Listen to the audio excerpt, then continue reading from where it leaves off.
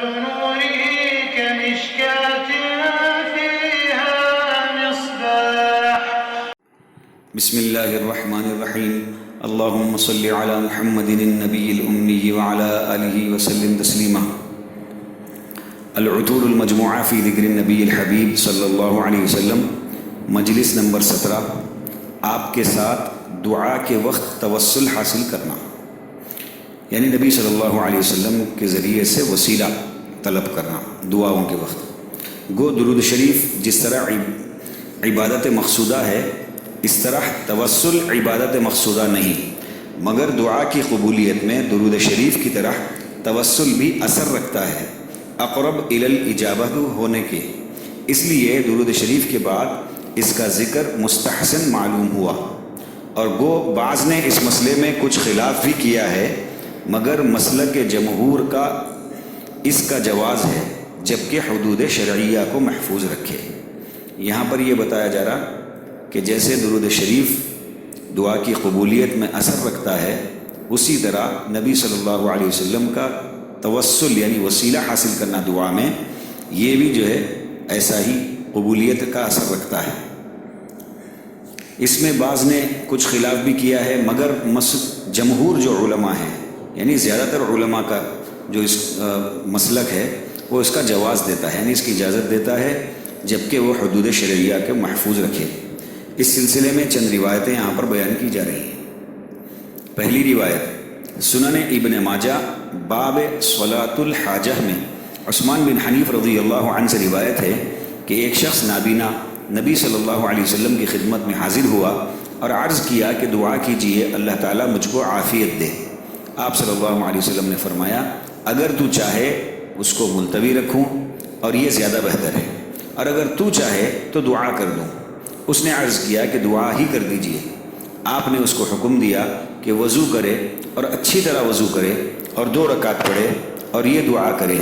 اللہم انی اسألک و اتوجہ الیک بنبیک محمد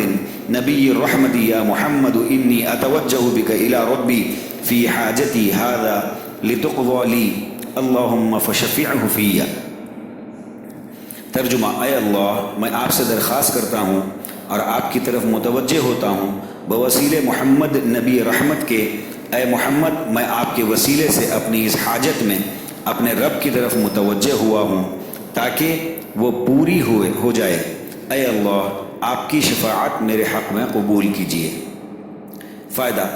اس سے توسل صراحتاً یعنی صاف ثابت ہوا، اور چونکہ آپ کا اس کے لیے دعا فرمانا کہیں منقول نہیں ہے، یہ نبی پاک صلی اللہ علیہ وسلم نے اس کے لیے، اس نابینا کے لیے دعا کی ہے، یہ کہیں پر بھی منقول نہیں ہے، نقل نہیں کیا گیا۔ اس سے ثابت ہوا کہ جس طرح توسل یعنی وسیلہ کسی کی دعا کا جائز ہے، اسی طرح توسل دعا میں کسی کی ذات کا بھی جائز ہے۔ اور حاصل توسل فی دعا کا یہ ہے کہ اے اللہ، فلاں بندہ آپ کا مورد رحمت ہے، اور مورد رحمت سے محبت اور اعتقاد رکھنا بھی موجب رحمت ہے، اور ہم اس سے محبت اور اعتقاد رکھتے ہیں، پس ہم پر بھی رحمت فرما۔ اور توسل بالاعمال میں بھی تھوڑے تغیر سے یہی تقریر فرمائی ہے کہ یہ اعمال آپ کے نزدیک موجب رحمت ہیں، اور ان کا فاعل بھی مرحوم ہوتا ہے، اور ہم نے یہ اعمال کیے تھے، پس ہم پر رحم فرما۔ یعنی یہاں پر یہ کہا جا رہا ہے کہ فلاں بندہ آپ کا مورد رحمت ہے، آپ کی رحمتیں ان کے ساتھ ہے، اور ہم ان سے محبت اور اعتقاد رکھتے ہیں، تو ان سے محبت اور اعتقاد رکھنا یہ بھی جو ہے موجب رحمت ہے، اور ہم اس سے محبت اور اعتقاد رکھتے ہیں، پس ہم پر بھی رحمت فرما۔ تو یہ ایک وسیلے کا طریقہ ہے۔ انجاح الحاجہ میں ہے کہ اس حدیث کو نسائی اور ترمذی نے کتاب الدعوات میں نقل کیا ہے، اور ترمذی نے حسن صحیح کہا ہے اس حدیث کو، اور بیہقی نے تصحیح کی ہے، اور اتنا زیادہ کیا ہے کہ وہ کھڑا ہو گیا اور بینا ہو گیا۔ یعنی بیہقی نے یہاں تک کہ بھی نقل کیا ہے کہ اس نے جب دعا مانگی تو دعا مانگنے کے بعد وہ کھڑا بھی ہو گیا اور وہ بینا بھی ہو گیا، نہیں اس کی بینائی واپس آ گئی۔ دوسری روایت انجاح الحاجہ میں ہے، بعد تصحیح حدیث مذکور کے کہا ہے کہ طبرانی نے کبیر میں عثمان بن حنیف رضی اللہ عنہ سے روایت کیا ہے کہ ایک شخص حضرت عثمان بن عفان رضی اللہ عنہ کے پاس کسی کام کو جایا کرتا تھا۔ یہ حضرت عثمان بن عفان رضی اللہ عنہ کے دور کا واقعہ ہے، جس وقت نبی پاک صلی اللہ علیہ وسلم اس دنیا سے پردہ فرما چکے تھے، اور وہ اس کی طرف التفات نہ فرماتے، یعنی زیادہ توجہ نہیں فرماتے۔ اس نے عثمان بن حنیف رضی اللہ عنہ سے کہا، انہوں نے فرمایا کہ تو وضو کر کے مسجد میں جا اور وہی دعا جو اوپر پڑھی گئی وہ سکھلا کر کہا کہ یہ پڑھ۔ چنانچہ اس نے یہی کیا، اور حضرت عثمان رضی اللہ عنہ کے پاس جو پھر گیا تو انہوں نے بڑی تعظیم تکریم کی اور کام پورا کر دیا۔ بیہقی نے اس کو 2 طریقوں سے بیان کیا، اور طبرانی نے کبیر اور اوسط میں ایسی سند سے نقل کیا ہے جس میں روح بن صلاح بھی ہے، اور ابن حبان و حاکم نے اس کی توثیق کی ہے، اور اس میں ایک گناہ ضعف ہے جو کہ ایسے ابواب میں مضر نہیں۔ اس سے توسل بعد الوفات بھی ثابت ہوا، اور علاوہ ثبوت بالروایہ کے درایتاً بھی ثابت ہے، کیونکہ روایت اول کے ذیل میں جو توسل کا حاصل بیان کیا گیا وہ دونوں حالتوں میں مشترک ہے، یعنی یہ دوسری روایت سے جو وسیلہ حاصل کیا گیا وہ نبی پاک صلی اللہ علیہ وسلم کے اس دنیا سے پردہ فرمانے کے بعد حاصل کیا گیا۔ تو اس سے مطلب یہ ہوا کہ وفات کے بعد بھی آپ صلی اللہ علیہ وسلم سے وسیلہ حاصل کیا جا سکتا ہے۔ تیسری روایت، یہ تیسری حدیث ہے، مشکات میں حضرت انس رضی اللہ عنہ سے روایت کی ہے کہ حضرت عمر رضی اللہ عنہ جب لوگوں پر قحط ہوتا، حضرت عباس رضی اللہ عنہ بن عبد المطلب کے واسطے سے دعائے بارش کی کیا کرتے اور فرماتے کہ اللہ، ہم پہلے آپ کے دربار میں اپنے نبی اکرم صلی اللہ علیہ وسلم کا توسل کیا کرتے تھے، آپ ہم کو بارش دے دیتے تھے، اور اب ہم آپ کے دربار میں اپنے پیغمبر کے چچا کا توسل کرتے ہیں، سو ہم کو بارش دے دیجئے۔ چنانچہ بارش ہوتی تھی۔ روایت کیا اس کو بخاری شریف نے۔ فائدہ، اس حدیث سے غیر نبی کے ساتھ بھی توسل جائز نکلا، جبکہ اس کو نبی سے کوئی تعلق ہو، قرابت حسبیہ یعنی خاندانی قرابت کا، یا قرابت معنویہ کا، تو توسل بالنبی کی ایک صورت یہ بھی نکلی، اور اہل فہم نے کہا ہے کہ اس پر متنبہ کرنے کے لیے حضرت عمر رضی اللہ عنہ نے حضرت عباس رضی اللہ عنہ سے توسل نہ کیا، اس لیے کہ پیغمبر صلی اللہ علیہ وسلم کے ساتھ وفات کے بعد توسل جائز نہ تھا، جبکہ دوسری روایت سے اس کا جواز ثابت ہے، اور چونکہ اس توسل پر کسی صحابی سے نکیر منقول نہیں، اس لیے اس میں اجماع کے معنی آ گئے۔ یہاں پر مطلب یہ ہے کہ یہاں پر جو حضرت عمر رضی اللہ عنہ نے حضرت عباس رضی اللہ عنہ سے وسیلہ کے ذریعے کا وسیلہ حاصل کیا دعا کی قبولیت کے لیے، اور چونکہ دوسرے صحابہ نے اس بات پر انکار نہیں کیا، اس لیے یہ جو ہے علماء نے اس بات کو مانا ہے۔ چوتھی روایت، ابو الجوزہ سے روایت ہے کہ مدینے میں سخت قحط ہوا، لوگوں نے حضرت عائشہ رضی اللہ عنہا سے شکایت کی، آپ رضی اللہ عنہ نے فرمایا کہ نبی صلی اللہ علیہ وسلم کی قبر مبارک کو دیکھ کر اس کے مقابل آسمان کی طرف اس میں ایک منفذ یعنی سوراخ کر دو، یہاں تک کہ اس کے اور آسمان کے درمیان حجاب نہ رہے۔ چنانچہ ایسا ہی کیا تو بہت زور کی بارش ہوئی۔ روایت کیا اس کو دارمی نے۔ فائدہ، اوپر توسل بالقول ثابت ہوا تھا، اس سے توسل بالفعل بھی جائز ثابت ہوا۔ اس کے معنی بھی بزبان حال یہ تھے کہ یہ آپ صلی اللہ علیہ وسلم کے نبی کی قبر ہے، جس کو ہم تلبس جسد نبوی کی وجہ سے متبرک سمجھتے ہیں، اور نبی کی ملابس چیز کو متبرک سمجھنا یہ بوجہ اس کے کہ علامت ہے اعتقاد عظمت نبی کی، عمل مرضی اور موجب رحمت ہے، بس ہم پر رحم فرمائیے۔ اس روایت کے اندر توسل بالفعل ہوا۔ ایک تو توسل ہم نے نبی پاک صلی اللہ علیہ وسلم کی حیات میں جو پڑھا ہے، جو آپ صلی اللہ علیہ وسلم نے خود دعا سکھلائی، دوسرے میں حضرت عثمان رضی اللہ عنہ کے زمانے میں جو وسیلہ حاصل کیا گیا، تیسری روایت میں جو ہم نے پڑھا ہے کہ حضرت عمر رضی اللہ عنہ نے حضرت عباس رضی اللہ عنہ کا وسیلہ لیا، اور پھر اس چوتھی روایت میں حضرت عائشہ رضی اللہ عنہ نے جو فرمایا کہ آپ صلی اللہ علیہ وسلم کی قبر مبارک کو دیکھ کر اس کے بالمقابل اس کے بالکل اپوزٹ سائڈ اوپر کی طرف آسمان کی طرف جو ہے جو بھی وہاں پر کپڑا تھا یا جو بھی تھا اس کے اندر سوراخ کرو، اتنا سوراخ کرو کہ اس کے اور آسمان کے درمیان حجاب نہ رہے، یعنی سوراخ میں سے آسمان نظر آئے۔ چنانچہ ایسا ہی کیا گیا تو بہت زور کی بارش ہوئی۔ تو اس سے توسل بالفعل یعنی کسی کام کے ذریعے سے بھی وسیلہ حاصل کیا جا سکتا ہے، یہ اس روایت میں بیان کیا گیا۔ 5ویں روایت مواہب میں بسند امام ابو المنصور بن صباح اور ابن النجار اور ابن عساکر اور ابن الجوزی رحمہ اللہ تعالی نے محمد بن حرب ہلالی رحمۃ اللہ علیہ سے روایت کیا ہے کہ میں قبر مبارک کی زیارت کر کے سامنے بیٹھا تھا کہ ایک اعرابی آیا، یعنی ایک عرب کا کوئی بدو آیا، اور زیارت کر کے عرض کیا کہ یا خیر الرسل، اللہ تعالیٰ نے آپ پر ایک سچی کتاب نازل فرمائی جس میں ارشاد فرمایا ہے وَلَوْ أَنَّهُمْ إِذْ ظَلَمُوا أَنفُسَهُمْ جَاءُوكَ فَاسْتَغْفَرُوا اللَّهَ وَاسْتَغْفَرَ لَهُمُ الرَّسُولُ لَوَجَدُوا اللَّهَ تَوَّابًا رَحِيمًا۔ یہ آیت پڑھی اور پھر فرمایا اور میں آپ کے پاس اپنے گناہوں سے استغفار کرتا ہوا اور اپنے رب کے حضور میں آپ کے وسیلے سے شفاعت چاہتا ہوا آیا ہوں۔ پھر 2 شعر پڑھے اور وہ شعر کے بعد اور ان میں محمد بن حرب کی وفات 228 ہجری میں ہوئی، غرض زمان خیر القرون کا تھا اور کسی سے اس وقت نکیر منقول نہیں، بس یہ حجت ہو گیا۔ یعنی ایک شخص آیا اور یہ خیر القرون کا زمانہ تھا، صحابہ تابعین کا زمانہ تھا،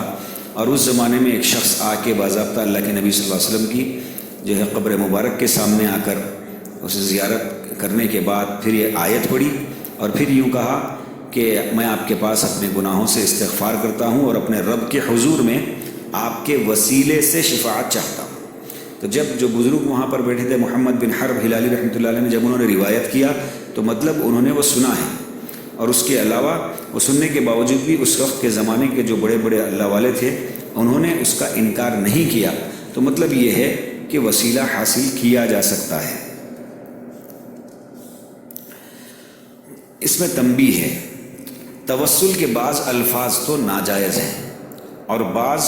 معنی میں توسل حضرات علماء کرام کے یہاں مختلف بھی ہیں، اور بعض معنوں میں توسل کا منکر کافر مرتد اور واجب القتل ہے۔ یعنی 3 باتیں ہیں، ایک تو توسل کے بعض الفاظ بالکل ناجائز ہیں،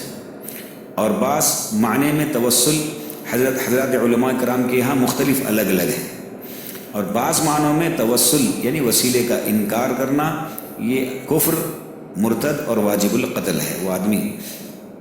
جیسا کہ آگے حضرت حافظ ابن تیمیہ رحمۃ اللہ علیہ کی عبارت نقل کی جائے گی کہ دعا کے وقت جن معنوں میں توسل مختلف ہی ہے اور جمہور کا مسلک اس میں جواز کا ہے جیسا کہ شروع میں ذکر ہوا، لیکن حضور اقدس صلی اللہ علیہ وسلم کی ذات والا صفات کے ساتھ توسل کرنے میں تو کوئی اشکال ہو ہی نہیں سکتا، جبکہ اللہ تعالیٰ کی صفات اور اعمال صالحہ کے ساتھ توسل بالاتفاق جائز ہے۔ حضور اقدس صلی اللہ علیہ وسلم کے بارے میں اللہ پاک کا ارشاد ہے وما ارسلناک الا رحمۃ للعالمین، یعنی ہم نے آپ کو تمام جہانوں کے لیے رحمت بنا کر بھیجا ہے۔ خود حضور اقدس صلی اللہ علیہ وسلم فرماتے ہیں کہ میں نبی رحمت ہوں، اور ارشاد فرمایا کہ میں اللہ تعالیٰ کی وہ رحمت ہوں جس کو اللہ تعالیٰ نے انسانوں کو تحفے کے طور پر عطا فرمایا ہے۔ اس عطائے رحمت یعنی تحفے کو اللہ تعالیٰ نے مومنین پر اپنا ایسا احسان قرار دیا جس کا بدلہ ہو ہی نہیں سکتا، اگرچہ اللہ تعالیٰ کے کسی بھی احسان کا بدلہ ایک ناچیز بندے سے ممکن نہیں، کیونکہ بندہ جو کام بدلے میں کرے گا اس کی توفیق خود اللہ تعالیٰ کا دیا ہوا اور مزید احسان ہوگا، یعنی احسان پر احسان ہوگا۔ ارشاد باری تعالیٰ ہے لقد من اللہ علی المؤمنین اذ بعث فیہم رسولا منہم، پوری آیت ہے، غرض اللہ تعالیٰ کے حبیب سرور کائنات صاحب لولاک صلی اللہ علیہ وسلم کی ذات اللہ کریم کی سراپا رحمت ہے، ان کا توسل یعنی ان سے وسیلہ گویا اللہ کی رحمت سے توسل کرنا ہے۔ اس میں اگر اختلاف ہوا ہے تو وہ محض لفظی ہے، کیونکہ توسل بالصفات، توسل بالاعمال، توسل بمورود رحمہ سب کا حامل ایک ہی ہے۔ اب شیخ الاسلام حافظ ابن تیمیہ رحمۃ اللہ علیہ کا ارشاد ملاحظہ فرمائے۔ شیخ الاسلام حضرت حافظ ابن تیمیہ رحمۃ اللہ علیہ کسی شخص کی دعا کے ساتھ توسل کے بارے میں اپنے رسالہ قاعدہ جلیلیہ میں قاعدہ جلیلہ میں طویل بحث کرتے ہیں اور توسل کے متعلق لکھتے ہیں کہ توسل کے 3 معنی لیے جاتے ہیں۔ 2 معنی تو تمام مسلمانوں کے ہاں بالاتفاق جائز ہیں۔ ان میں ایک تو اصل ایمان و اسلام ہے، وہ یہ کہ نبی کریم صلی اللہ علیہ وسلم پر ایمان اور ان کی اطاعت کے ذریعے سے توسل یعنی وسیلہ کیا جائے۔ دوسرا یہ کہ آپ صلی اللہ علیہ وسلم کی دعا اور شفاعت کا وسیلہ پکڑنا یعنی توسل کرنا یہ بھی نفع پہنچاتا ہے۔ اس کے بعد حضرت حافظ رحمۃ اللہ علیہ فرماتے ہیں کہ جو کوئی بھی ان 2 معنی میں سے کسی ایک کا انکار کر دے وہ کافر اور مرتد ہے۔ اگر توبہ نہ کرے تو مرتد ہونے کی وجہ سے قتل کیا جائے گا۔ اور وہ یہ بھی لکھتے ہیں کہ دوسرے قسم کا توسل سے انکار پہلی قسم کے انکار سے ہلکا کافر ہے۔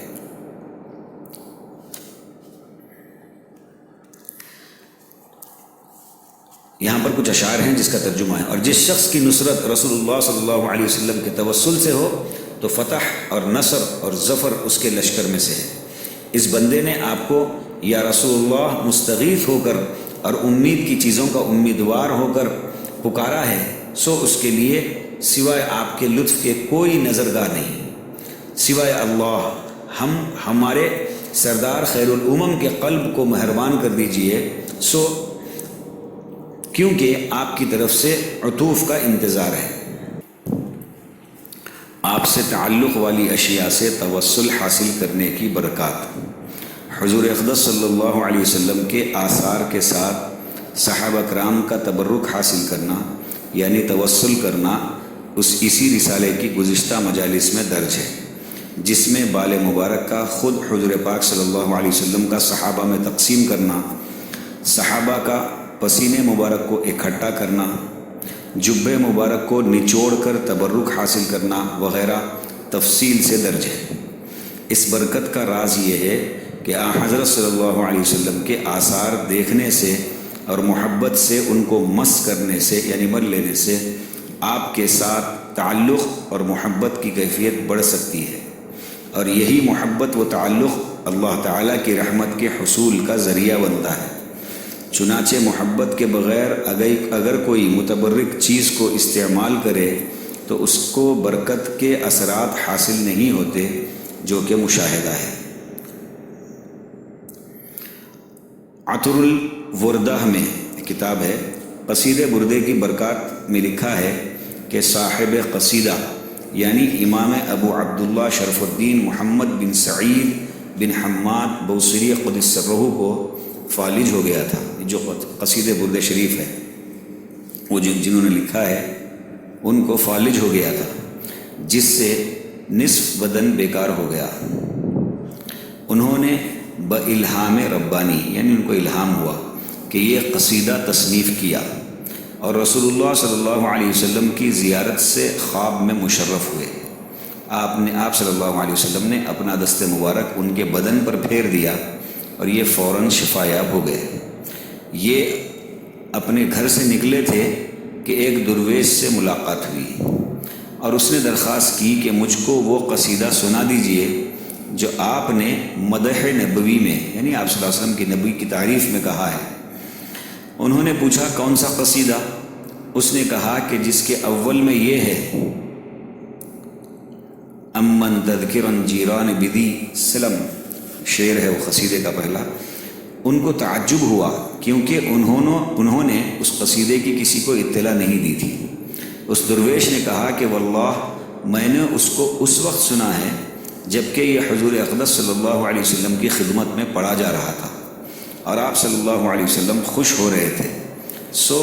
انہوں نے یہ قصیدہ اس درویش کو دے دیا اور اس قصے کی شہرت ہو گئی، اور شدہ یعنی الگ الگ یہ خبر صاحب بہاؤالدین وزیر ملک ظاہر کو پہنچی۔ اس نے نقل کرایا اور وہ اس کے گھر والے اس سے برکت حاصل کرتے تھے، اور انہوں بڑے بڑے آثار اس کے اپنے دنیاوی و دینی امور میں دیکھے۔ اور سعد الدین خارقی جو کہ توقی نگار وزیر مذکور کا تھا آشوب چشم میں مبتلا تھا، یعنی یہ جو صاحب بہاؤالدین وزیر ملک ظاہر جو بادشاہ تھے ان کا جو وزیر تھا سعد الدین خارقی، ان کو آشوب چشم یعنی آنکھوں کے اندر پانی اتر گیا تھا، ایک بیماری ہے وہ، تو اس میں مبتلا ہوا کہ قریب تھا کہ آنکھیں جاتی رہیں۔ کسی نے خواب میں کہا کہ وزیر کے پاس جا کر اس سے قصید بردہ لے کر آنکھوں پر رکھو۔ چنانچہ اس نے ایسا ہی کیا اور بیٹھے بیٹھے اس کو پڑھا۔ فی الفور اللہ تعالیٰ نے اس کو شفا بخشی۔ دوسرا، نقش نعل مبارک۔ نعل بولتے نبی پاک صلی اللہ علیہ وسلم کا چپل یا جوتا جو تھا اس کا نقشہ، نقش نعل مبارک۔ جیسا کہ کتاب کے شروع میں لکھا گیا ہے کہ آج کل گناہوں کی کثرت، آخرت سے غفلت اور محبت و عظمت رسول کی کمی کی وجہ سے فتن و شرور کا بہت زور ہے، اور ہمارے اعمال بھی بے روح ہیں، یعنی ہمارے اعمال میں روح جانی نہیں ہے۔ لیکن اگر کسی مقبول عمل یا مقبول ذات کا وسیلہ ہو تو ان کے طفیل ہمارے ناقص اعمال اور دعاؤں کے قبول ہونے کی امید ہے، اور انہی کے وسیلے سے اعمال خیر کی توفیق مل جاتی ہے۔ انہی وسائل میں کثرت درود شریف ہے، جو کہ خود بھی عبادت مقصودہ ہے اور ہمیشہ مقبول ہے، جس کا ذکر گزشتہ مجالس میں آ چکا ہے، اور اپنی دعاؤں میں حضور اقدس صلی اللہ علیہ وسلم کا وسیلہ پکڑنے کا بیان بھی مذکور ہوا۔ اسی طرح حضور اقدس صلی اللہ علیہ وسلم کے متعلق آپ کے آثار سے وسیلے کا مفصل بیان ہو چکا ہے۔ ان چیزوں میں بزرگوں کا ایک مجرب وسیلہ نقش نعل مبارک بھی ہے، جو کہ بہت ہی بابرکت اور سریع الاثر ہے، جس کی برکات بے حد و بے حساب ہے۔ اس سے طریقِ توسل حضرت تھانوی رحمۃ اللہ علیہ کی کتاب سے نقل کر دیا ہے۔ حضرت شیخ الحدیث مولانا محمد زکریا صاحب مہاجر مدنی رحمۃ اللہ علیہ کتاب خصائل نبوی میں فرماتے ہیں کہ اس کے خواص بہت بے انتہا ہیں، یعنی خصوصیتیں، نقش نعل مبارک کی خصوصیتیں بے انتہا ہے۔ نقش نعل مبارک یعنی آپ صلی اللہ علیہ وسلم کی چپل کا جو نقشہ ہے اس کے خواص بے انتہا ہیں۔ علماء نے بارہا تجربے کیے ہیں۔ حضور صلی اللہ علیہ وسلم کی زیارت نصیب ہوتی ہے، ظالموں سے نجات نصیب ہوتی ہے، حرد العزیزی میسر ہوتی ہے، غرض ہر مقصد میں اس کے توسل سے کامیابی ہوتی ہے، اور شوق و محبت پیدا کرنے والے چند اشعار بھی لکھے ہیں تاکہ غلبِ محبت سے اتباع سنت نصیب ہو، جو کہ اصل کامیابی دارین ہے۔ طریقِ توسل یعنی وسیلہ حاصل کرنے کا طریقہ کیا ہے؟ نقش نعل مبارک سے توسل حاصل کرنے کا، وسیلہ حاصل کرنے کا طریقہ بہتر ہے کہ آخر شب میں اٹھ کر وضو کر کے تہجد جس قدر ہو سکے پڑھے، اس کے بعد 11 بار درود شریف، 11 بار کلمہ طیبہ، 11 بار استغفار پڑھ کر اس نقشے کو باادب اپنے سر پر رکھے اور بتضرع تمام جناب باری تعالیٰ میں عرض کرے، یعنی اللہ تعالیٰ کے دربار میں عرض کرے، دعا کرے کہ الہی میں جس مقدس پیغمبر صلی اللہ علیہ وسلم کے نقش نعل شریف کو سر پر لیے ہوئے ہوں ان کا ادنا درجے کا غلام ہوں، الہی اس نسبت غلامی پر نظر فرما کر اس نعل شریف کی برکت سے میری فلاں حاجت پوری فرمائیے، مگر خلاف شرع یعنی شریعت کے خلاف کوئی حاجت طلب نہ کرے۔ پھر سر پر سے اس کو اتار کر اور اپنے چہرے پر ملے اور اس کو بمحبت بوسہ دے، اشعار ذوق و شوق بغرض ازدیاد عشق محمدی پڑھے، انشاءاللہ تعالی عجیب کیفیت پائے گا۔ یعنی نقش نعل مبارک کو لے کر پہلے تو وضو کر کے تہجد پڑھ لے، جتنا ہو سکے 2 رکعت، 4، 6، 8، 12 جتنے پڑھ سکتے پڑھے۔ اس کے بعد 11 بار درود شریف، 11 بار کلمہ طیبہ، 11 مرتبہ استغفار پڑھ کر اس نقشے کو اپنے سر پر رکھ کر اللہ سے دعا مانگے کہ اللہ جس مقدس نبی صلی اللہ علیہ وسلم کے نقش نعل مبارک کو اپنے میں سر پر لیے ہوئے ہوں ان کا ادنا درجے کا میں غلام ہوں، الہی اس نسبت غلامی پر نظر فرما کر اور اس نعل شریف کی برکت سے میری فلاں حاجت پوری فرمائیے، مگر یہاں حاجتوں میں کوئی شریعت کے خلاف والی حاجت طلب نہ کرے۔ پھر اس نقشے کو اپنے سر سے اتار کر اپنے چہرے پر ملے اور محبت سے بوسہ دے، انشاءاللہ عجیب کیفیت پائے گا۔ بعض آثار و خواص نقش نعل شریف، یعنی اس کے کیا اثرات ہوئے اور کیا خصوصیتیں ہیں نعل شریف کے نقشے کی۔ علامہ محدث حافظ تلمسانی کتاب فتح المتعال فی مدح خیر النعال میں فرماتے ہیں کہ اس نقش نعل شریف کے منافع یعنی فائدے ایسے کھلم کھلا ہیں کہ بیان کی حاجت نہیں۔ من جملہ ان کے ابو جعفر کہتے ہیں کہ میں نے ایک طالب علم کو یہ نقشہ بنوا دیا تھا، وہ میرے پاس ایک روز آ کر کہنے لگا کہ میں نے شب گزشتہ میں اس کی عجیب برکت دیکھی کہ میری بیوی کے اتفاقاً ایسا سخت درد ہوا کہ قریب تھی کہ ہلاک ہو جائے۔ میں نے یہ نقش شریف درد کی جگہ رکھ کر عرض کیا کہ یا الہی مجھ کو صاحب نعل شریف کی برکت دکھلائیے۔ اللہ تعالیٰ نے اسی وقت شفاعت عنایت فرمائی۔ قاسم بن محمد کا قول ہے کہ اس کی آزمائی ہوئی برکت یہ ہے کہ جو شخص اس کو تبرکاً اپنے پاس رکھے، ظالموں کے ظلم سے، دشمنوں کے غلبے سے، شیطان سرکش سے، حاسد کی نظر بد سے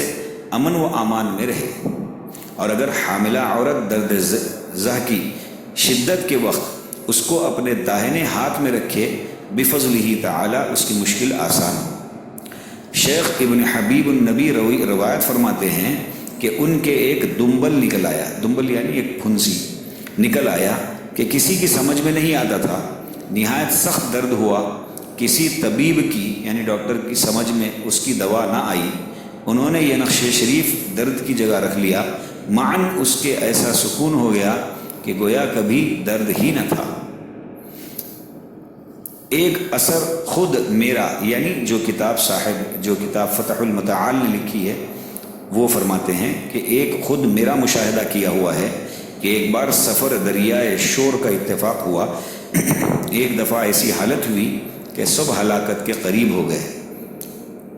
دریائے سفر چل رہا تھا تو اس وقت ایک دم شور ہوا، تو ایسی حالت ہوئی کہ سب ہلاکت کے قریب ہو گئے، کسی کو بچنے کی امید نہ تھی۔ میں نے یہ نقشہ ناخدا کے پاس بھیج دیا کہ اس سے توسل کرے، اسی وقت اللہ تعالیٰ نے عافیت عطا فرمائی۔ اور محمد بن الجزری رحمۃ اللہ علیہ سے منقول ہے کہ جو شخص اس نقش شریف کو اپنے پاس رکھے خلائق میں مقبول رہے اور پیغمبر صاحب صلی اللہ علیہ وسلم کی زیارت سے خواب میں مشرف ہو، اور یہ نقش شریف جس لشکر میں ہو اس کو شکست نہ ہو، اور جس قافلے میں ہو لوٹ مار سے محفوظ رہے، اور جس اسباب میں ہو چوروں کا اس پر قابو نہ چلے، جس کشتی میں ہو غرق ہونے سے محفوظ رہے، اور جس حاجت میں اس سے توسل یعنی وسیلہ کریں وہ پوری ہو۔ یہ تمام مضامین کتاب القول السدید فی ثبوت استبراق نعل سید الاحرار والعبید سے نقل کیے گئے، اور کتاب المرتجی بالقبول فی خدمت قدم الرسول میں علماء محققین و صلحاء معتبرین سے بہت آثار و خواص و حکایات نقل کیے ہیں، جس کو شوق ہو دیکھ لیں۔ یعنی بالکل جو صالح لوگ ہیں اور محقق اور معتبر علماء ہیں ان کی لکھی ہوئی کتابوں میں سے یہ باتیں نقل کی گئی ہیں۔ جس کو بھی دیکھنا ہے وہ جو کتابوں کے نام پڑے ہوئے ہیں وہ کتابیں دیکھ لیں۔ ضروری عرض، یہ نقش شریف کو یہاں پر نقشہ دیا ہوا ہے، نبی پاک صلی اللہ علیہ وسلم کے نعلین مبارک کا جو نقشہ ہے وہ یہاں پر دیا ہوا ہے۔ اس نقش شریف کو ادب و احتیاط سے رکھیں، مگر ایسا غلو نہ کریں کہ خلاف شرع کوئی بات ہو، اور اس کو وسیلہ برکت و محبت سمجھیں۔ یہ نہیں کہ تمام احکام دین و اعمال خیر کو رخصت کر کے اسی پر اکتفا کریں۔ یہ بہت اہم چیز یہاں پر لکھی ہوئی ہے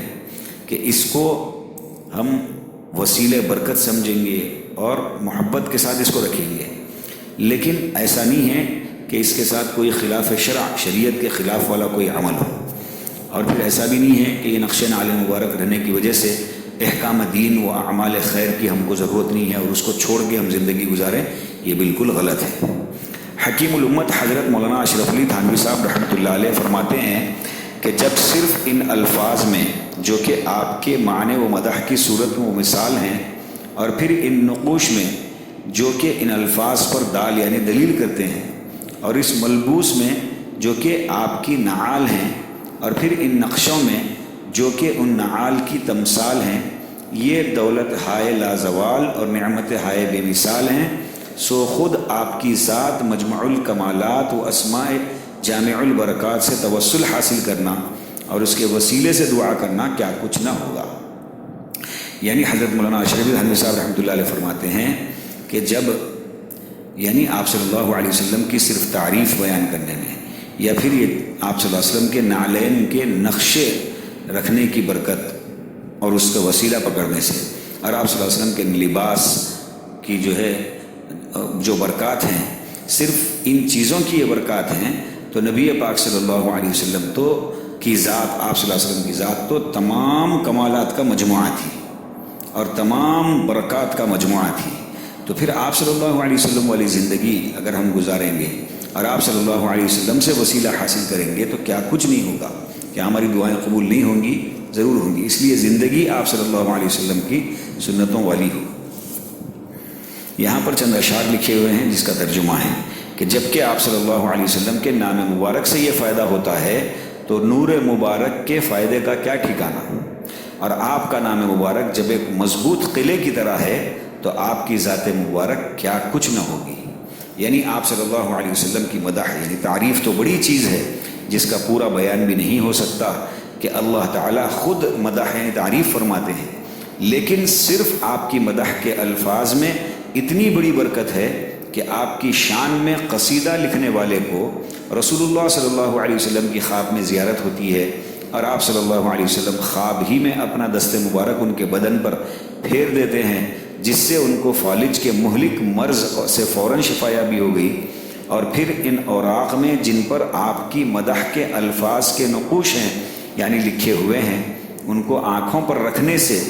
آشوب چشم یعنی وہ آنکھوں میں پانی آنے کی جو بیماری ہے کہ مرض سے شفا ہو گئی۔ اسی طرح آپ کی نعل مبارک کے کاغذ پر بنے ہوئے نقشے کی برکات مہلک امراض سے غرق حرق سے حفاظت اور دینی و دنیاوی برکات کا حاصل ہونا علماء محدثین و محققین صلحاء امت کا مجرب ہے۔ تو اندازہ کریں کہ جس ذات سے اتنے بعید اور معمولی تعلق کے نشان یعنی صرف کاغذ پر بنے ہوئے نقشے میں یہ لازوال دولتیں اور بے مثال نعمتیں ہوں، تو خود آپ کی ذات جو کمالات و برکات کی جامع ہے، مجمع ہے، ان سے توسل حاصل کرنا اور ان کے وسیلے سے دعا کرنا کیا کچھ نہ ہوگا۔ اب چند اشعار مع ترجمے کے لکھے جاتے ہیں جو شوق میں لکھے گئے ہیں، آپ صلی اللہ علیہ وسلم کے شوق میں، محبت میں، ان کو پڑھ کر سمجھ کر اپنے شوق و محبت کو بڑھائیں۔ تو یہاں پر جو اشعار لکھے ہوئے ہیں وہ حضرت امام ابو الخیر محمد بن محمد الجزری رحمۃ اللہ علیہ اور سید محمد الجمازی الحسینی مالکی رحمۃ اللہ علیہ کے یہاں پر عربی میں اشعار ہیں جس کا ترجمہ پڑھا جا رہا ہے۔ اے طلب کرنے والے نقش نعل شریف اپنے نبی، اے طلب کرنے والے نقش نعل شریف اپنے نبی کے آگاہ ہو جا، تحقیق پا لیا تو نے اس کے ملنے کا راستہ، پس رکھ اس کو اپنے سر پر اور خضوع کر اس کے لیے اور مبالغہ کر خضوع میں، اور پیا پہ اس کو بوسے دے۔ جو شخص دعویٰ کرے سچی محبت کا، پس بے شک وہ قائم کرتا ہے اپنے دعوے پر دلیل کو۔ دوسرے شعر کا ترجمہ ہے، جب دیکھا میں نے نقش نعل شریف حضرت محمد صلی اللہ علیہ وسلم کا، جس کی وضع سند حدیث سے بتلائی ہوئی ہے، تو میں نے مل لیا اس کو اپنے چہرے پر، اس نقشے کو واسطے برکت کے، سو مجھ کو اسی وقت شفا ہو گئی، حالانکہ میں قریب بہلاکت ہو گیا تھا اور پہنچ گیا میں اپنے مطلب کو اس کی برکتوں سے، اور پایا میں نے اس میں جو کچھ میں چاہتا تھا صفائی سے۔ غرض یہ کہ نقش نعل شریف اور جتنے آپ صلی اللہ علیہ وسلم کے آثار مبارک ہے، ان کے ذریعے سے وسیلہ حاصل کرنا، یہ بھی جو ہے کتابوں سے اور علماء و صالحین سے یہ ثابت ہے۔ اس کو برکت کے اعتبار سے اور نبی پاک صلی اللہ علیہ وسلم کی بے پناہ محبت کے اعتبار سے اس کو اپنے پاس رکھا جائے، اس سے وسیلہ لیا جائے، لیکن اس میں خاص بات کا اس بات دھیان رہے کہ اس میں کوئی شریعت کے خلاف والا عمل نہ ہو، اور پھر یہ بھی نہ ہو کہ انہی تبرکات کو ہی پورا دین سمجھ جائے اور دین کے باقی احکام اور اعمال کو چھوڑ دیا جائے، یہ بالکل غیر مناسب ہے۔ تو اور پھر جبکہ آپ صلی اللہ علیہ وسلم کی ان چیزوں کے اندر یہ اس کے نقشے کو، صرف نقشے کو نقشے کے اندر یہ برکات ہیں، تو پھر نبی پاک صلی اللہ علیہ وسلم کی جو ہے کیسی بابرکت زندگی ہوگی، اور آپ صلی اللہ علیہ وسلم والی زندگی اگر ہم گزاریں گے تو ہماری زندگی کیسی بابرکت ہوگی۔ خواب میں زیارت، آپ صلی اللہ علیہ وسلم کی خواب میں زیارت۔ جاننا چاہیے کہ جس کو بیداری میں یہ شرف نصیب نہیں ہوا، اس کے لیے بجائے اس کے خواب میں زیارت سے مشرف ہو جانا سرمایہ تسلی اور فی نفسی ہی ایک نعمت عظمیٰ اور دولت کبریٰ ہے، بہت بڑی دولت ہے، اور اس سعادت میں اکتساب کو اصلاً دخل نہیں، محض عطیہ خداوندی ہے، یہ اللہ کی طرف سے بس ایک عطیہ ہے کسی کے لیے۔ ہزاروں کی عمریں اس حسرت میں ختم ہو گئی، البتہ غالب یہ ہے کہ کثرت درود شریف وہ کمال اتباع سنت، وہ غلبہ محبت پر اس کا ترتب ہو جاتا ہے، لیکن چونکہ لازمی اور کلی نہیں، اس لیے اس کے نہ ہونے سے مغموم و مخزون نہ ہونا چاہیے کہ بعض کے لیے اسی میں حکمت و رحمت ہے۔ عاشق کو رضائے محبوب سے کام خواہ وصل ہو تب اور ہجر ہو تب، دونوں میں بھی قبول ہونا چاہیے۔ یعنی یہاں پر یہ لکھا ہے کہ ہزاروں لوگ ایسے ہیں جن کی عمریں اسی حسرت میں ختم ہو گئی کہ نبی پاک صلی اللہ علیہ وسلم کی زیارت نصیب ہو جائے خواب میں، حالانکہ یہ عطیہ خداوندی ہے، اللہ جس کو چاہتا ہے اس کو یہ جو ہے شرف بخشتا ہے۔ لیکن اکثر ایسا ہوتا ہے کہ کثرت درود شریف اور اتباع سنت کا کمال، یعنی پابندی کے ساتھ، بڑی پابندیوں کے ساتھ جو ہے استقامت کے ساتھ جب سنتوں پر اتباع ہوتا ہے، عمل ہوتا ہے، اور نبی صلی اللہ علیہ وسلم سے محبت کا غلبہ ہوتا ہے، تو یہ چیز حاصل ہو جاتی ہے، لیکن لازمی نہیں۔ تو اگر اتنا سب کرنے کے باوجود بھی، درود شریف کثرت سے پڑھنے اور اتباع سنت کے باوجود بھی اگر زیارت سے مشرف نہ ہوئے، زیارت آپ صلی اللہ علیہ وسلم کی خواب میں نہ ہوئی، تو اس کے نہ ہونے سے غمگین نہیں ہونا چاہیے کہ ہو سکتا ہے اسی میں اللہ کی اس کے لیے حکمت ہے۔ اصل تو کیا ہے کہ عاشق کو رضائے محبوب سے کام ہے۔ یہاں ایک شعر ہے جس کا ترجمہ ہے، میں تو محبوب کا وصال چاہتا ہوں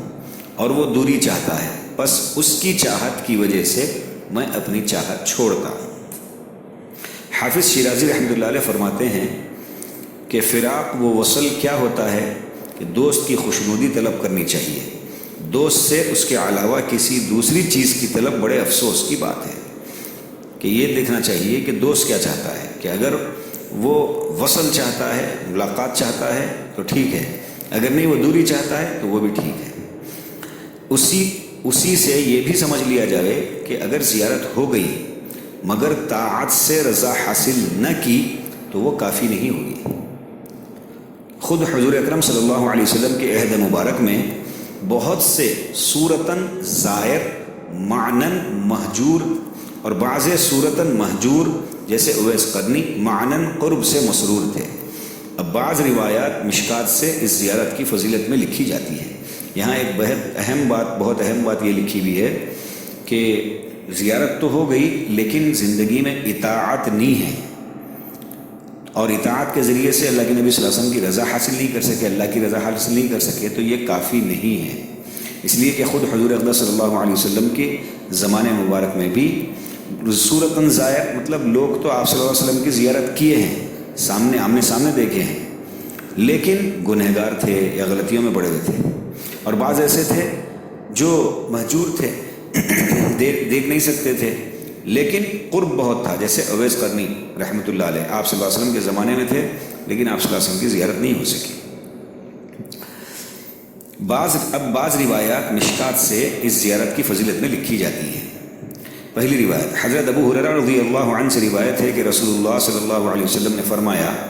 کہ جس نے مجھ کو خواب میں دیکھا اس نے مجھ کو ہی دیکھا، کیونکہ شیطان میری صورت میں متمثل نہیں ہو سکتا، یعنی شیطان میری صورت میں نہیں آ سکتا۔ روایت کیا اس کو بخاری شریف اور مسلم نے۔ دوسری روایت حضرت ابو قتادہ رضی اللہ عنہ سے روایت ہے کہ رسول اللہ صلی اللہ علیہ وسلم نے فرمایا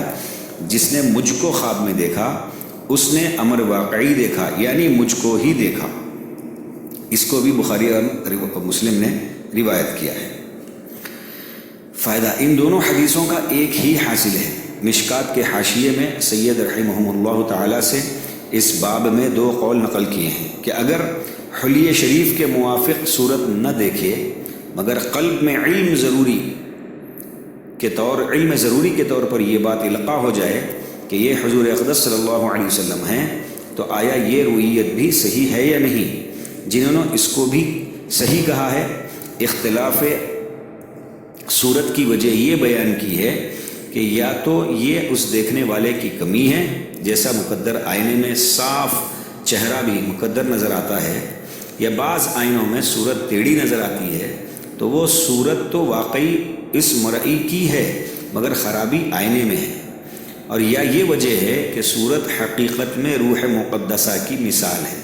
اور مثال کے لیے اصل پر ہونا ضروری نہیں، اور مازنی نے اسی قول کو صحیح کہا ہے اور نووی نے بھی یہی کیا ہے، واللہ اعلم۔ یہاں پر ان دونوں حدیثوں کی تشریح میں حضرت یہ فرما رہے ہیں کہ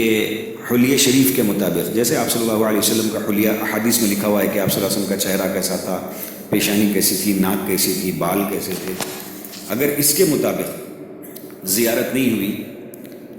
لیکن دل کے اندر خواب میں یہ بات بار بار آ رہی ہے کہ یہ آپ صلی اللہ علیہ وسلم ہی ہیں، تو فرمایا کہ یہ خواب بھی صحیح ہے یا نہیں۔ اس کے بارے میں یوں کہا گیا کہ یہاں پر ہو سکتا کہ ایسا ہے کہ یہ آدمی کی نگاہ کی کمی ہے کہ وہ آپ صلی اللہ علیہ وسلم کو برابر نہیں دیکھ سکا۔ پھر یہاں پر مثال دی جا رہی ہے کہ ایک آئینہ ایسا ہے کہ جو صاف نہیں ہے، آئینے کے اوپر دھول ہے یا پھر آئینے کے اوپر نشانیاں پڑی ہوئی ہیں، اس کے سامنے صاف چہرہ لے جائے کہ آدمی ٹھہرے تو اس کا چہرہ صاف نظر نہیں آئے گا۔ تو وہ جو آئینہ ہے وہ ہمارے دل کی مثال ہے کہ ہمارا دل صاف نہیں ہے، جس کی وجہ سے آپ صلی اللہ علیہ وسلم کی زیارت مبارکہ صاف طور پر نہیں ہو رہی ہے۔ اور دوسری بات یہاں پر یہ کہی جا رہی ہے کہ صورت اصل میں حقیقت میں روح مقدس آپ صلی اللہ علیہ وسلم کی جو مقدس روح ہے اس کی مثال ہے، اور اگر مثال ہے تو اس کے لیے اوریجنل ہونا، اصل ہونا ضروری نہیں، کیونکہ وہ مثال ہے۔ تیسری روایت حضرت ابو ہریرہ رضی اللہ عنہ سے روایت ہے کہ ارشاد فرمایا رسول اللہ صلی اللہ علیہ وسلم نے، جو شخص مجھ کو خواب میں دیکھے وہ مجھ کو بیداری میں بھی دیکھے گا، اور شیطان میری صورت نہیں بن سکتا۔ روایت کیا اس کو بخاری و مسلم نے۔ فائدہ اس میں بشارت ہے اس خواب دیکھنے والے کے لیے حسن خاتمہ کی، چنانچہ بزرگان دین نے ایسے خواب کی یہی تعبیر دی ہے کہ اس شخص کا خاتمہ بالخیر ہوگا۔ یہی معنی ہیں حضور اکرم صلی اللہ علیہ وسلم کے اس ارشاد کی کہ وہ بیداری میں بھی دیکھے گا، یعنی آخرت میں مجھ سے اس کو قرب ہوگا۔ اور یہ ظاہر ہے کہ جیسے اعمال مبشرہ مقید ہیں ایمان و تقوی کے ساتھ، اسی طرح احوال مبشرہ بھی۔ تو اس حدیث میں چونکہ ایک بشارت ہے کہ جو شخص مجھ کو خواب میں دیکھے وہ مجھ کو بیداری میں بھی دیکھے گا، تو علماء نے کہا کہ بیداری سے مراد وہاں پر آخرت میں بھی انشاءاللہ اس کو اللہ کے نبی صلی اللہ علیہ وسلم کا قرب نصیب ہوگا۔ تو ظاہر سی بات ہے کہ آخرت میں قرب نصیب ہونا اس کے لیے خاتمہ بالخیر بھی ہوگا۔ تنبیہ، اگر خواب میں حضور اقدس صلی اللہ علیہ وسلم کچھ ارشاد فرمائیں تو اگر وہ امر مشروع ہے، یعنی جو شریعت میں جو بات ہے وہی بات اگر ہے تو عمل کیا جائے گا، اور اگر غیر مشروع ہے یعنی شریعت کے خلاف، آپ خواب میں ایسا دیکھ رہے ہیں کہ آپ صلی اللہ علیہ وسلم شریعت کے خلاف کی بات کر رہے ہیں، تو دیکھنے والے کی غلطی پر محمول ہوگا کہ دیکھنے والے نے غلطی کی، اس کی تشریح یہ ہوگی اس خواب کی۔ رہا یہ کہ عمل کرنے کے لیے جب مشروع ہونا شرط ہوا تو یہ امر قابل رؤیہ کے بھی تھا۔ رؤیہ کا کیا اثر ہوا؟ سو بات یہ ہے کہ رؤیہ سے اس کا تأکد اس شخص کے حق میں بڑھ جائے گا، یعنی اگر اللہ کے نبی صلی اللہ علیہ وسلم کو خواب میں دیکھا اور آپ صلی اللہ علیہ وسلم جو ہے کسی شرعی عمل کے اوپر اس کو جو ہے حکم فرما رہے ہیں تو پھر اس پر عمل ہوگا، اور پھر اس کا مطلب یہ ہوگا کہ یہ خواب کے ذریعے سے اس عمل کی اور زیادہ تاکید کی جا رہی ہے۔ اور اگر شریعت کے خلاف کوئی اس نے بات سنی ہے خواب میں آپ صلی اللہ علیہ وسلم کی زبان مبارک سے، تو پھر یہ اس خواب دیکھنے والے کی کمزوری ہے۔ بعض درود شریف کے صیغے جن کو زیارت نبوی میں بزرگوں کے تجربے سے زیادہ دخل ہونا منقول ہے مذکور ہیں، اور خواب میں زیارت کی حالت میں بعض صلحاء نے جو خود حضور اقدس صلی اللہ علیہ وسلم کے بعض ارشادات متعلق آداب ذکر شریف کے سنے ہیں وہ بھی مذکور ہیں۔ یہاں پر حضرت فرما رہے ہیں کہ بعض ایسے درود شریف کے حصے ہیں جو جس کو بزرگوں کے تجربے کے مطابق وہ درود شریف کی کثرت کرنے سے زیارت نبوی حاصل ہو جاتی ہے، اور بعض صلحاء بہت ہی نیک لوگ جو خود حضور اکرم صلی اللہ علیہ وسلم کے بعض ارشادات کے متعلق کے بارے میں جو ہے آداب ذکر شریف کے سنے ہیں، وہ بھی یہاں پر مذکور ہیں۔ زاد السعید میں لکھا ہے کہ شیخ عبدالحق دہلوی رحمۃ اللہ علیہ نے کتاب ترغیب اہل السعادات میں لکھا ہے کہ شب جمعہ یعنی تھرسڈے کی نائٹ، تھرسڈے گزرنے کے بعد جو رات شروع ہوتی ہے جمعہ، شب جمعہ میں 2 رکعت نماز نفل پڑھے اور ہر رکعت میں 11 بار آیت الکرسی اور 11 بار قل هو اللہ اور بعد سلام 100 بار یہ درود پڑھے، انشاءاللہ تعالی 3 جمعے نہ گزرنے پاویں گے کہ زیارت نصیب ہوگی۔ وہ درود شریف یہ ہے: اللہم صلی علی محمد النبی الامی وآلہ واصحابہ وسلم۔ تو یہاں پر ایک عمل ایک کتاب سے نقل کیا ہوا ہے کہ شب جمعہ میں 2 رکعت نماز نفل پڑھے اور ہر رکعت میں 11 بار آیت الکرسی اور 11 بار قل هو اللہ، اور سلام پھیرنے کے بعد یہ درود شریف انشاءاللہ 100 مرتبہ پڑھے تو انشاءاللہ 3 جمعے بھی نہ گزرنے پائیں گے کہ اس کو زیارت نصیب ہوگی۔ وہ درود شریف یہ ہے: اللہم صلی علی محمد النبی الامی وآلہ واصحابہ وسلم۔ دیگر شیخ موصوف نے لکھا ہے کہ جو شخص 2 رکعت نماز پڑھے، ہر رکعت میں بعد الحمد کے 25 بار قل هو اللہ اور سلام پھیرنے کے بعد یہ درود شریف 1000 مرتبہ پڑھے، دولت زیارت نصیب ہو۔ وہ یہ ہے: صلی اللہ علی النبی الامی۔ یہ ایک دوسرا عمل بھی نقل کیا گیا ہے کہ 2 رکعت نفل نماز پڑھے اور ہر رکعت میں الحمدللہ رب العالمین سورہ فاتحہ کے بعد 25 مرتبہ قل هو اللہ احد پڑھے، دونوں رکعتوں میں، ہر رکعت میں 25 مرتبہ، اور سلام پھرنے کے بعد یہ درود شریف بہت چھوٹا سا ہے: صلی اللہ علی النبی الامی 1000 مرتبہ پڑھے تو انشاءاللہ نبی پاک صلی اللہ علیہ وسلم کی زیارت نصیب ہوگی۔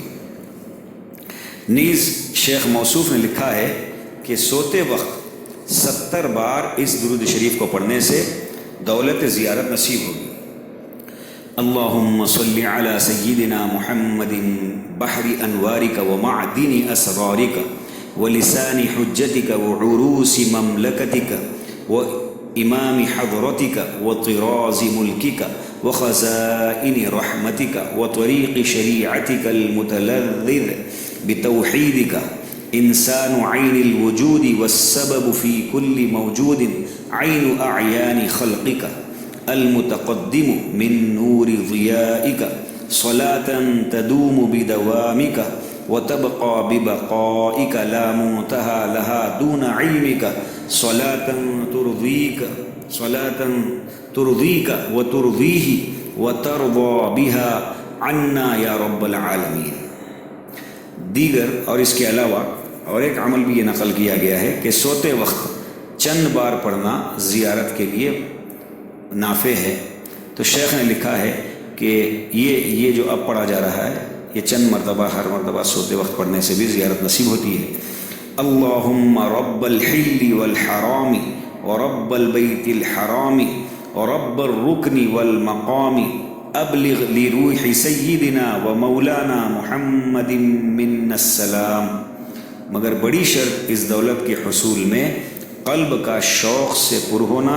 اور ظاہری و باطنی معصیتوں سے بچنا ہے۔ لیکن سب سے بڑی شرط یہ ہے کہ آپ جتنے بھی عمل یہ بتائے جا رہے ہیں یہ اعمال تو آپ کریں، لیکن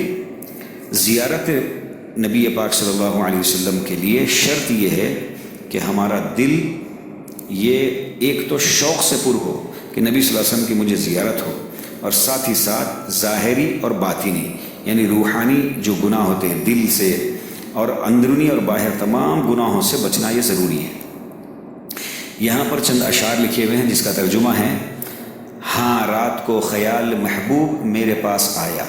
اور مجھے بیدار کر دیا، اور حقیقت یہ ہے کہ محبت اور عشق لذات پر الم کا اثر ڈال دیتی ہے، اور ارباب غفلت جو اپنے خیال خواب پر قانع ہیں، حقیقت حضرت سرور کائنات صلی اللہ علیہ وسلم کی دنیا میں کس طرح دریافت کر سکتے ہیں؟ یعنی نہیں کر سکتے۔ شعر اول میں اظہار بشاشت ہے خواب میں زیارت ہونے پر، اور شعر ثانی میں اشارہ ہے کہ خالی خواب پر قناعت کر کے اتباع نہ چھوڑ دے۔ یعنی پہلے شعر کے اندر جو ہے ایک بشاشت، ایک خوشی ہے کہ میں رات کو جو ہے میرے محبوب کا خیال مجھے آیا اور وہ خیال نے مجھے بیدار کر دیا، تو یہ ایک محبت کی علامت ہے، یہ خوشی کی بات ہے، بشاشت ہے، اور خواب میں زیارت ہونے کے لیے۔ اور دوسرا جو شعر ہے جس کا ابھی اوپر ترجمہ کیا گیا، اس کا معنی یہ ہے کہ خواب آنے پر، خالی خواب ہے، کچھ نظر نہیں آیا، اس پر قناعت کر کے خاموش نہیں ہونا چاہیے، بلکہ اتباع کرتے رہنا چاہیے اور شوق اور بڑھاتے رہنا چاہیے تاکہ آپ صلی اللہ علیہ وسلم کی زیارت خواب میں نصیب ہو جائے۔ یہاں پر حضرت حکیم الامت مولانا اشرف علی تھانوی صاحب رحمۃ اللہ علیہ کے جو ہے ایک نعت لکھی ہوئی ہے جو پڑھی جا رہی ہے۔ دستگیری کیجئے میرے نبی، کشمکش میں تم ہی ہو میرے نبی، جز تمہارے ہیں کہاں میری پناہ، فوج کلفت مجھ پر آ غالب ہوئی، ابن عبداللہ زمانہ ہے خلاف، اے میرے مولا خبر لیجئے میری، کچھ عمل ہے اور نہ اطاعت میرے پاس، کچھ عمل ہے اور نہ اطاعت میرے پاس، ہے مگر دل میں محبت آپ کی، میں ہوں بس اور آپ کا در یار رسول، ابر غم گھیرے نہ پھر مجھ کو کبھی، ابر غم گھیرے نہ پھر مجھ کو کبھی، خواب میں چہرہ دکھا دیجئے مجھے اور میرے عیبوں کو کر دیجئے خفی، درگزر کرنا خطا و عیب سے سب سے بڑھ کر ہے یہ خصلت آپ کی، سب خلائق کے لیے رحمت ہیں آپ، خاص کر جو ہیں گنہگار وہ غبی، کاش ہو جاتا مدینے کی میں خاک، نعل بوسی ہوتی کافی آپ کی، آپ پر ہوں رحمتیں بے انتہا حضرت حق کی طرف سے دائمی، جس قدر دنیا میں ہے ریت اور سانس اور بھی ہے جس قدر رویدگی، اور تمہاری آل پر اصحاب پر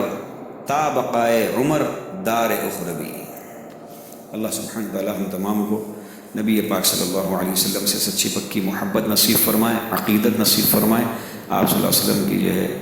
اتباع اور اطاعت مقدر فرمائے، سنتوں والی زندگی مقدر فرمائے، خواب میں آپ صلی اللہ علیہ وسلم کی زیارت ہمیں مقدر فرمائے، بار بار زیارت نصیب فرمائے، اور بار بار مدینہ منورہ کی حاضری کی توفیق نصیب فرمائے، آخرت میں آپ صلی اللہ علیہ وسلم کا پڑوس نصیب فرمائے، وآخر دعوانا الحمد للہ۔